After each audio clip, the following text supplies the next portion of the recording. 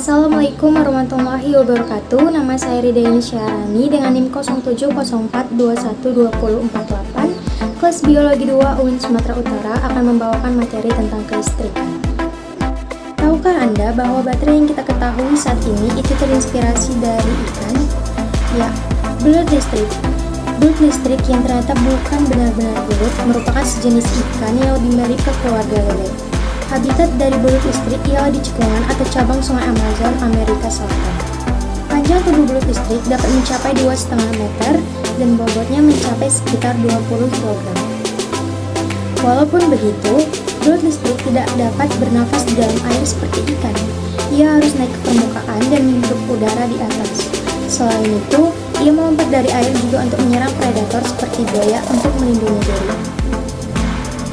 Belut listrik menghasilkan listrik karena di dalam tubuhnya terdapat ribuan sel berbentuk cakram yang disebut elektrosit.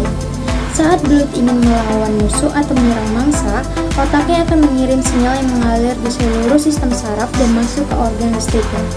Elektrosit akan langsung terisi listrik dan melepaskannya. Organ ini mengalirkan listrik seluruh sel secara bersamaan. Mereka membuat medan listrik di sekitar belut yang tersebar ke segala arah dan menyentuh semua makhluk hidup di sekitarnya. Kekuatan listrik dari belut listrik ini dapat mencapai lebih dari 600 volt, yang mana cukup untuk melumpuhkan seekor kuda. Pada tahun 1800, cara belut mengumpulkan listrik di dalam tubuhnya menginspirasi seorang fisikawan Italia bernama Alessandro Volta dan membantunya menciptakan baterai pertama di dunia.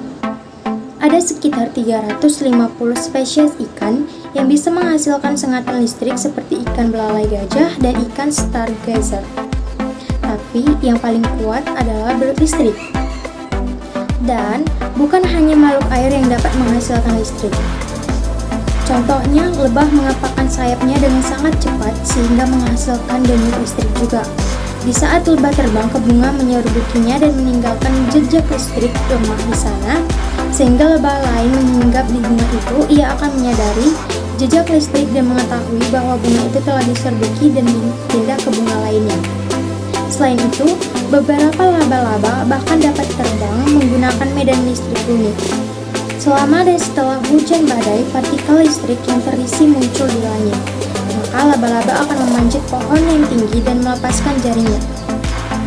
Jaring itu akan tersambar listrik dan terangkat dengan laba-laba itu sendiri dan membawa ribuan kilometer dengan ketinggian 36.000 kaki. Itu setara dengan tinggi pesawat penumpang. Selain itu, laba-laba juga menggunakan listrik untuk menangkap mangsa, yang mana laba-laba menutup jaring dengan lem bersifat elektrostatik yang nantinya akan langsung menarik objek yang terbang di udara. Hampir semua makhluk hidup yang ada di bumi memiliki potensi listrik, termasuk manusia. Semua pergerakan yang dilakukan terjadi karena otak mengirim sinyal ke sistem saraf dan itu adalah sinyal listrik.